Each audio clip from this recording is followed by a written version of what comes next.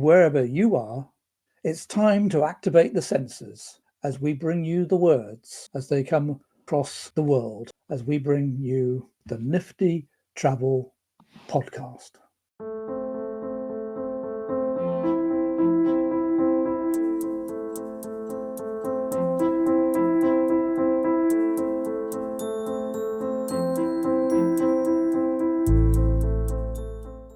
As a result, there are large groups of people now who think they can arrange everything themselves. This DIY culture, and in a sense, there's kind of a tension, isn't there, between people? Why do I need anybody? I can do everything myself.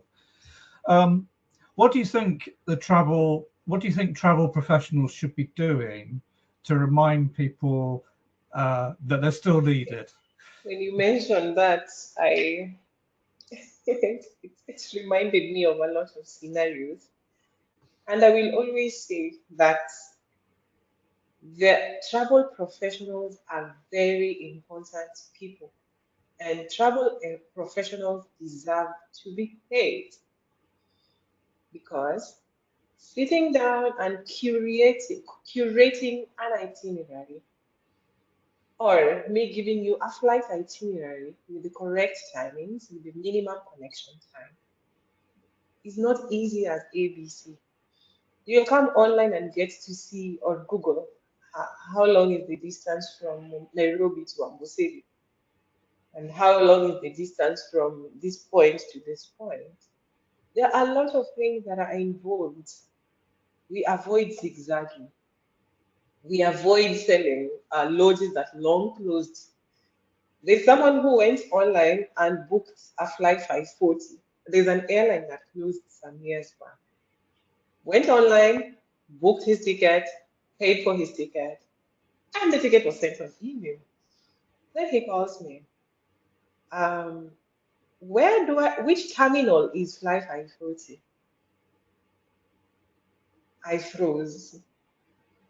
Why? Because he didn't need my advice, or he knew when he comes to me to buy that local ticket, I'm gonna add $10 or $20. So I told him the airline does not exist. It's closed long years back. So travel professionals are important in this industry, Yeah. because Well, I mean, like, for me to take this journey and travel on my own, like, as a woman living in Morocco, it wasn't that easy. Like, with my parents, with our tradition, with our culture, like, and this is me in college, like in high school, not Morocco right now. Morocco right now has developed a lot. So women do travel on their own, they travel abroad. But in the past, just the idea to have, I would say, a woman who is really like into culture and tradition inside the cafe was something that it's like not like acceptable. You cannot sit in a cafe as a woman. So like all of these things, like I've tried my best to convince my parents, and it took me of course a while. And through what I've experienced, I wanted really like women to be encouraged and travel and just explore. People are talking more these days about slow travel. Uh, Mhm. Something that you believe in encouraging people to perhaps see less but experience it deeper. Yes, I would highly encourage that, because I have seen both where guests come and they have very limited time and they want to see so much. And so they get so rushed. And so most of the times we discourage that kind of itinerary, because you will be in almost every place, but you'll not connect with any destination, because you are here for a night or 2 nights, then you jump on the vehicle, you go to the other.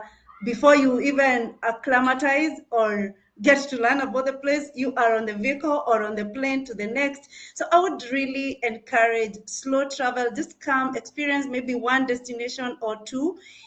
If you have more days, like 10 to 15 days, then you can, you spend a place for 4 nights, then you move to the next one, you spend for 4 nights, and then maybe you have Nairobi for 3 nights.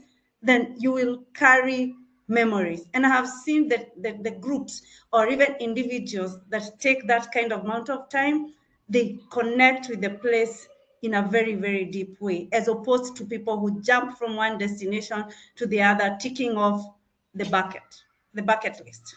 Yeah. And I have also experienced that, because I've spent a place and I'm like, wow, I get to learn about where the food comes from. I visit the garden of the Lord.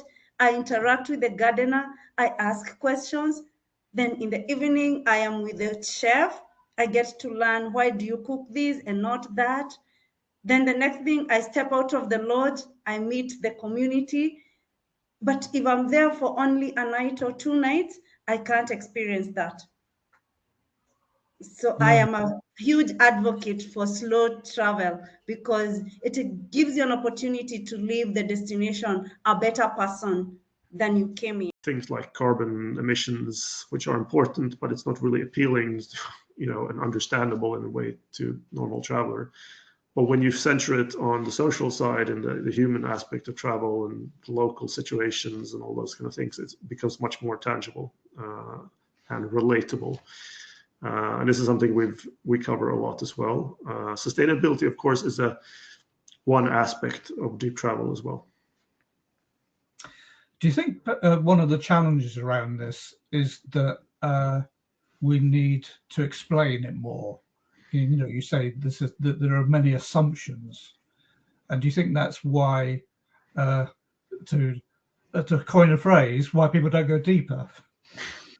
Well, of course, if you have to, it's like a joke, right? If you have to explain it, half of the fun is out of the room. So every time you have to explain something, of course, it's an extra step, right? And it will appeal to people that have, that tendency to think a bit more and be more reflective. And that's not always suited to wider masses, or, even for myself, it's not like I'm like that all the time either. Sometimes I just want things to be done fast, and it depends on your situation. And I think because as things, I see deep travelers also as trendsetters, right? So and they're quite influencers in that sense. And when more people see the way you can travel and the benefits that come with it, I think it will grow. But again, it won't be the mass market, and I don't want it to be either, because there are certain benefits of traveling this way that are tied to this not being a mass market phenomenon. So how I see it is, it's sort of, you take a graph and a chart, and you can have sort of sustainability meeting at sort of, we don't do any harm, we don't do damage. And so we're sitting at this axis of making sure we clean up after our mess. We clean up after ourselves, we cover up the footprint, however you want to look at it. Regeneration is a couple levels up from that, where you look to perpetually heal or improve by doing something. So easy example, beach resorts, okay, they go out there, their staff or guests, and they make an experience to clean up the beach. Now, that's can be seen as sustainable tourism, and we don't have plastic bottles and we don't use plastic straws and so on, so we minimize our waste, etc. Okay, great, sustainability efforts. We are putting LED light bulbs and energy saving, and okay. Now, regenerative development, regenerative operations, regenerative investments would look to say, like, why are we going to this beach location? First of all, yes, we get it's pretty and there'll be great money to be made and people will love it, sure. Now, we are going there because there's actually a need for conservation or ecosystems regeneration, science-based decision-making. And guess what, Alex? There's loads of scientists out there that are great, qualified, technically savvy, smart, educated, exposed, experienced. They need high-paying jobs, not some kind of like charity, oh, let's get this conservationist to come and give them sort of a token paycheck. No, they need to be on the main development team. They need to be in policy and planning. They need to be as well paid as, a construction company person. The experience starts early morning. By 6:30, you are supposed to be at the park for permit verification. And then you held with your park rangers and even guides to the park for experiencing to see the gorillas. And this experience can be easy. Maybe some people may think it's just to go and walk, like very simple one. This experience requires some hikes. People have to hike for some hours, maybe 1 hour, 2 hours, based where the gorillas have been for last night. And when you go there, you with your park rangers and guides, before you leave the park office, you are supposed to declare your fitness, if you have some other disabilities, such things, so they can organize, because there are some gorilla families who are very near the gates of the park, and the other which are far, which are going to require much time for hiking to reach to them. So for those one which are very near, it can take even 1 hour. Sometimes you can go and get to them easily, but putting travelers in certain groups for which is going to visit any family of the gorilla, it depends on the fitness of someone, ages, and the other recommendations. So visiting gorillas is really extraordinary, but even though it's really extraordinary experience, but you have to spend only 1 hour with them. When you reach to them, you have to spend an hour with them, because of, they are really relative to human genetics. So there you have it. Please do like and subscribe now to see the full recordings now. Enjoy.